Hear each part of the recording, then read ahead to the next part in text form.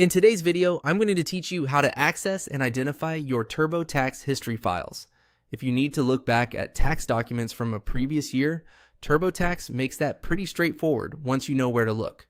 In this walkthrough, I'll show you the path to your document history so you can quickly find the files tied to a specific tax year. To begin, make sure you're signed into your TurboTax account and that you're on the main dashboard or home area of the product. Once you're there, look for the Documents section.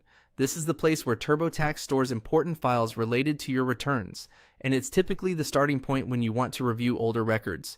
Go ahead and click on Documents. After you open the Documents area, you'll be taken to a page where your available files can be viewed and organized. At this stage, the key thing to look for is the option that says View Documents From, followed by a year.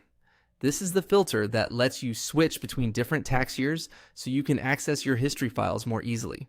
Select View Documents From Year and then choose the year you want to review. This is especially useful if you filed with TurboTax across multiple years and want to make sure you're opening the correct set of files.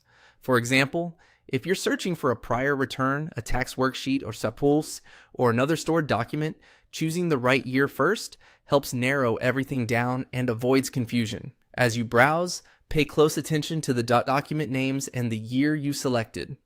That combination is what helps you identify the correct history files. If you're comparing multiple years, it can be helpful to move slowly and confirm you're in the right document library before opening or downloading anything. A good tip here is to double check the selected year anytime the documents don't look familiar.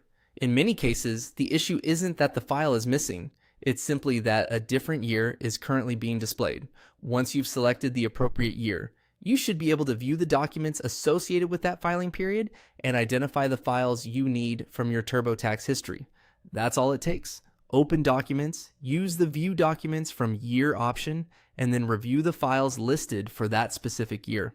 Following those steps will help you quickly locate and identify your TurboTax history files with less guesswork and a lot more confidence.